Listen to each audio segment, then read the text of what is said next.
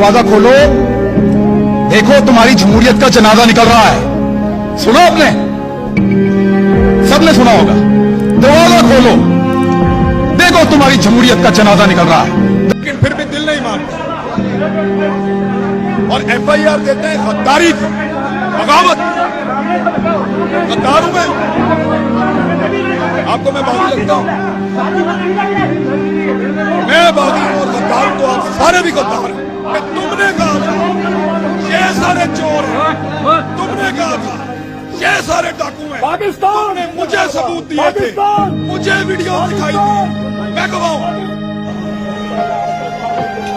मैं खतरे से परेशान नहीं हूं। जिस वक्त आप फैसला करते हैं ना कि मुझे यहां खड़े होना है, आप कंफ्यूजन खत्म करते हैं, तो फिर आपका डर भी खत्म हो जाता है भाई।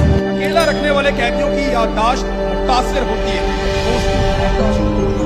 मिटाना चाहते हैं। गाड़ी आपने मेरी छीन ली, हथियार